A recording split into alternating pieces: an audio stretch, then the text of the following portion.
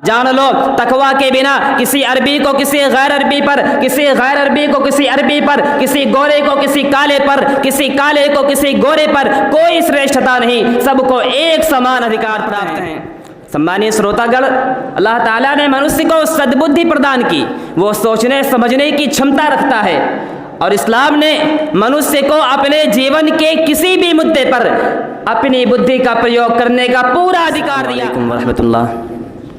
अल्हम्दुलिल्लाहि व कफ़ा व सलामुन अला इबादिल्लज़ीना इस्तफ़ा अम्मा बाद। क़ाल अल्लाहु तआला अऊज़ु बिल्लाहि मिनश शैतानिर रजीम बिस्मिल्लाहिर रहमानिर रहीम व लक़द कर्रमना बनी आदम। माननीय अध्यक्ष महोदय, प्रिय अध्यापकगण, निर्णायक मंडल एवं समस्त श्रोतागण, आज की इस प्रतियोगिता में मेरा विषय है इस्लाम एवं मानवाधिकार। सम्मानीय श्रोतागण, संसार में जन्म लेने वाला प्रत्येक व्यक्ति कुछ न कुछ अधिकारों के साथ पैदा होता है, परंतु संसार ने कभी उसे वो अधिकार दिए और कभी वह उनसे वंचित रहा। मानवाधिकार के संबंध में इस्लाम की अवधारणा बहुत ही स्पष्ट है। उसने व्यक्ति, समुदाय और विभिन्न वर्गों के अधिकारों को परिभाषित किया और उन्हें वो अधिकार प्रदान किए।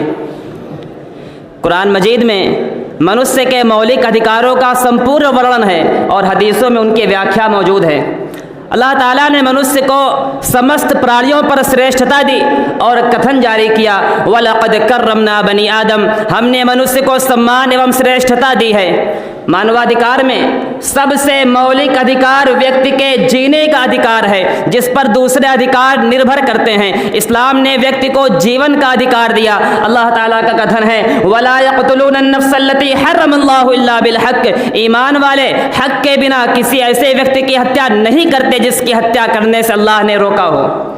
सम्मानित श्रोतागण, समता समानता न केवल व्यक्ति का मूल अधिकार है बल्कि सभी अधिकारों का आधार है। आज विश्व की मांग है कि जाति, धर्म, रंग, सामाजिक या आर्थिक स्थिति, राजनीतिक या अन्य विचारों के आधार पर भेदभाव नहीं होना चाहिए। आज विश्व ने समानता की अवधारणा को जितनी महत्ता दी है, इस्लाम ने उससे कहीं अधिक महत्ता प्रदान की। अंतिम नबी ने कथन जारी किया, अला ला फज़ल लि अरबिय्यिन अला अजमिय्यिन वला लि अजमिय्यिन अला अरबिय्यिन वला लि अहमर अला अस्वदा वला लि अस्वद अला अहमर इल्ला बित्तक़वा।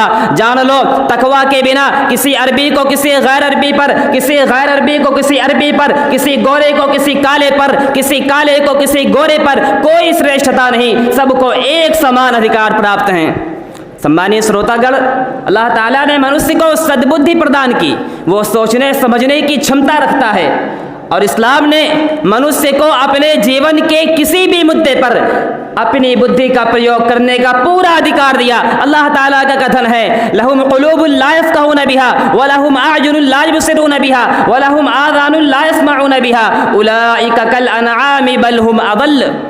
वो दिल तो रखते हैं पर समझते नहीं, आंख तो रखते हैं पर देखते नहीं, कान तो रखते हैं पर सुनते नहीं, उनकी स्थिति जानवरों से भी दयनीय हो चुकी है। अर्थात इस्लाम ने मनुष्य को इस दिशा में प्रेरित भी किया है कि वो अपनी बुद्धि का प्रयोग करे जिसका उसे अधिकार दिया गया है।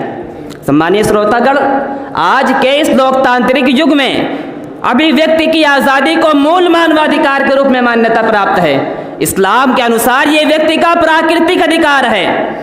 इस्लाम ने प्रत्येक व्यक्ति को उसके व्यक्तिगत जीवन में पूरी स्वतंत्रता प्रदान की। हर युग में महिलाओं पर अत्याचार किया गया, इस्लाम ने उन्हें सुरक्षा एवं अधिकार प्रदान किया। इस्लाम के अनुसार धर्म के संबंध में किसी पर कोई जबरदस्ती नहीं, प्रत्येक व्यक्ति अपने धर्म का पालन करने का पूरा अधिकार रखता है। इस्लाम ने किसी भी व्यक्ति को किसी के निजी जीवन में हस्तक्षेप करने की अनुमति नहीं दी। आज लोग इस्लामी दंड का विरोध करते हुए मानवाधिकारों के हनन का तर्क देते हैं, जबकि दंड में कठोरता का मुख्य कारण यही है कि अपराधियों के हाथों दूसरे व्यक्तियों के अधिकारों का हनन होता है। सम्मानीय श्रोतागण, विश्व में इस्लाम एकमात्र ऐसा धर्म है जिसने लोगों को उनके पूरे अधिकार प्रदान किए। पश्चिमी समाज ने एक लंबे संघर्ष के बाद जिन मानवाधिकारों को स्वीकार किया है, इस्लाम ने आज से कई शताब्दी पूर्व ही उन मानवाधिकारों को मान्यता दे दी थी। इस्लाम ने लोगों को सभी प्रकार की स्वतंत्रता एवं समानता दी और यह शिक्षा दी कि भाषा, धर्म और लिंग के आधार पर भेदभाव यह मानवाधिकार के विपरीत है। आज विश्व को यह बताने की आवश्यकता है कि इस्लाम मानवाधिकारों का सच्चा वाहक है। अंत में अल्लाह से प्रार्थना है कि हमें इस्लाम को सही तरह से समझने और उसकी शिक्षाओं से विश्व को अवगत कराने की शक्ति प्रदान करें। आमीन। तक़ब्बल या रब्बल आलमीन।